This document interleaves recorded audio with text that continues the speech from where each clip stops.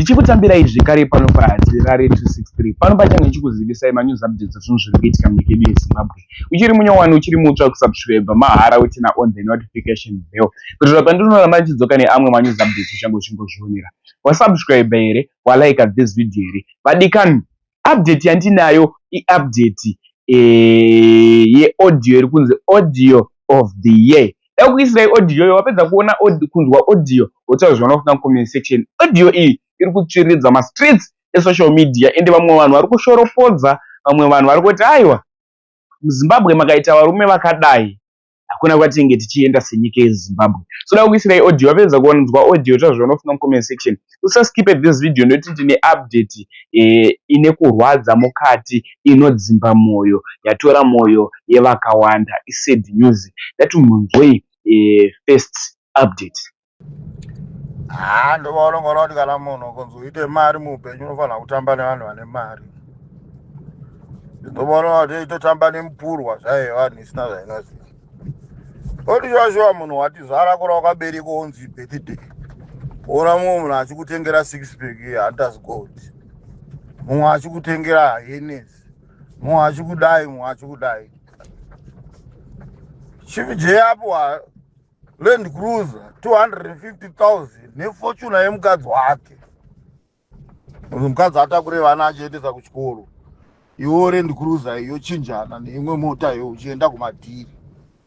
Moda kutaura zvekuti shamwari ndo shamwari dzine profit. Rega uiskota akataura kuti ukaona mumwe foni mako musina nhamba dzabhiriyoni akaona kwauri kuenda unenge usina kwauri kuenda zvichokwadi. Ave arema muchinda.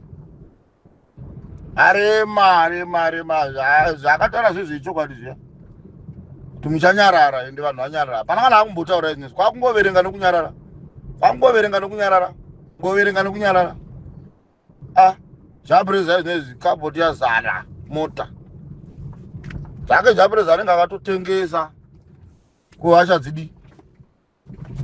Darama mota dziri pamba pake dzise dzaakatengerwa dzedzemota mudhara waisirwa mota dzine matouch screen uswere uchipaka zvimamota zvine basa rese padeni.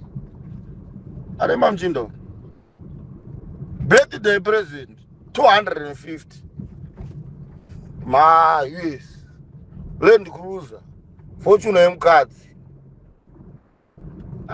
Iwe saizi apindira kuna vada kurambana abva angoti iwe shamwari dzokerana nemukadzi iwe waya mukadzi abva apiwa 100 baba sikirira kupa mukadzi 100 rekuti iwewe ubva waona kuti mukadzi ane mari otanga kuti aruchiwa karo mukadzi akabva amusezerwa bread ichizovya saa kutoti kumukadzi dzoka iwe mukadzi anenge achityawo kuti ndikaramba pamwe murungu achabva atirisa kamari iyoyo chipa murume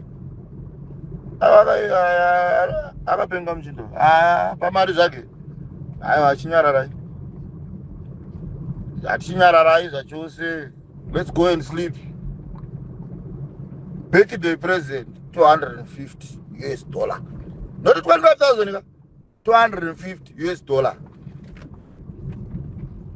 Inozimi para pagrupa la makarara makadhakwa neHennessy $50 makabhadhara bill $500 noiziva makarara musukudaira mafoni mbada ichiita zvairi kuita yamukagara atoverenga mari achitopa vanhu kuti iwewe mari oita munhu wokutamba naye ala nyika anotonga arema. Inini vamwe vanhu muchasamusike mukuchiona ndakakubhuloka ipanapo because ndochiona kuti nditochengeta nhamba dzavanhu vari useless. Ini kana neni ndiblokei uyo akapenga. Next update inyaya yebhazi rinonzi Stallion Cruise. Vadika ndokumbonyora mucomment section kuti rest in peace. Inini satirare handigoni kufamba nemanews updates enhema. Nyaya dzepanapa dzinenge dziine proof.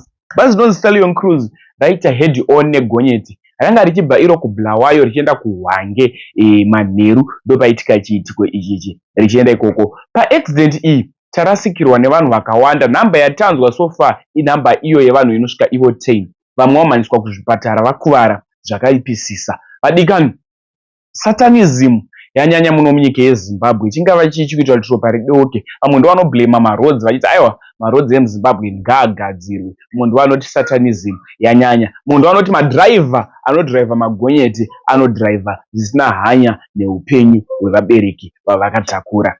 Iwo unoblemawo chii? Nyaya dzemadhiraivhasi here, nyaya dzemarodzi here, nyaya dzesatanism vanhu vari kuromba here, vari kuchekeresa here, iwo vakuru vemabhazi vacho. Ekusiye muchionzwa audio, vapedza kunzwa audio ita zvinofunga comment section. Ndisati rari ndaenda. Much love. Stallion Cruz uchibuda mbulawayo uchienda kuHwange after tollgate just after tollgate uchienda kuHwange uchibuda mbulawayo uchienda kuHwange. Stallion Cruz rapinda neKempston. Pakaipa icho chakachenuruka chiri kusadi kuright icho iKempston ihose yeKempston. Ende muKempston mwe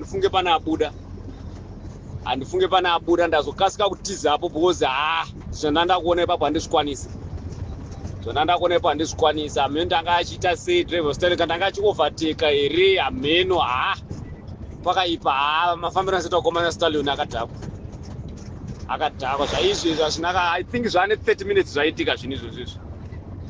I think zvaane 30 minutes zvaitika izvozvo. Nhasi 11 June izvozvo 7 o'clock ndabvapo inini, but I think zvaane 30 to 45 minutes zvaitika izvozvo.